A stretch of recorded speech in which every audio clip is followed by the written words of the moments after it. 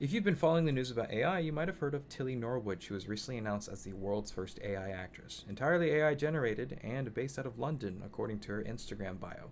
You might be wondering, is this a new thing? Well, not necessarily. AI generated content has been prevalent throughout TikTok, YouTube, and Instagram Reels for a few years now. People doing text to speech videos or even talking head videos that are entirely AI generated.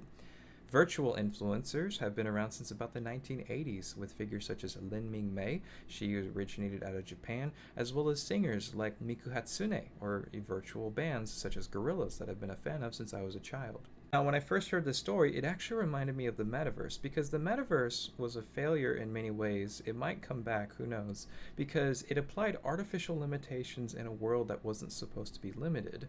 And in the case of an AI actor, it is supposed to not have certain limitations that an actor would. An AI actor is not supposed to age, they can look however you want them to look, they're easy to control, they're less likely to go through scandals, they are in many ways perfect. However, this is a misunderstanding as to why people watch actors in the first place, or why people care about actors at all. The main reason why we enjoy actors is strictly because they are imperfect. The reason why performance is engaging in almost any way is because of how possible it is to fail and how difficult it is to execute something. That's why we like live music, because mistakes might be more likely to happen. That's why we like sports, because we don't exactly know if our team's going to win, and it's much more satisfying if they do.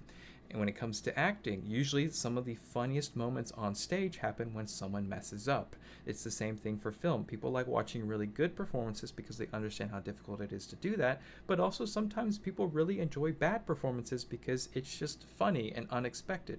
If you have an actor who's perfect, all of that tension is erased.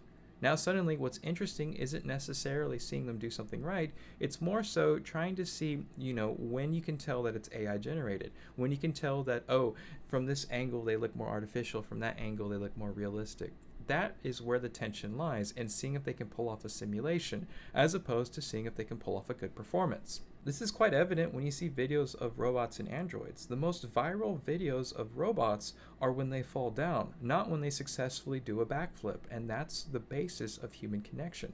When it comes to actors, there's a reason why people like imperfect actors. It creates tension because of their performance, but also people like to see actors succeed, and people also like to see actors fail. It feels good on both ends of the spectrum. What's also interesting is that a listed selling point of having an AI actor is that they won't age over time. They will stay the same age if necessary. However, one of the main reasons why people connect to actors so much is specifically because they do age and they are finite in nature.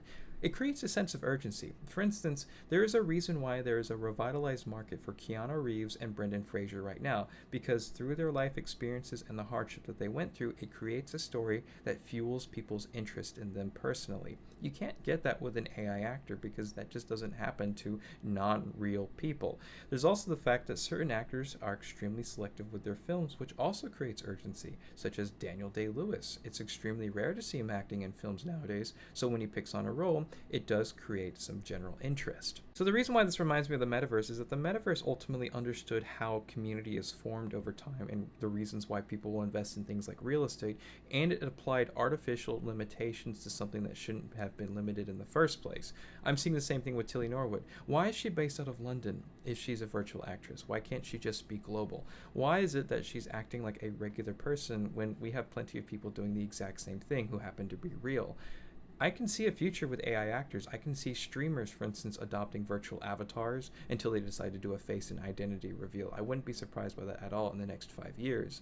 However, we don't need just a regular person or an underage girl that's really easy to control that indicates some strange sort of behavior that might be problematic. If you want to do an AI actor, which I could see in the future, why not make it ultimately something that you can't get in real life?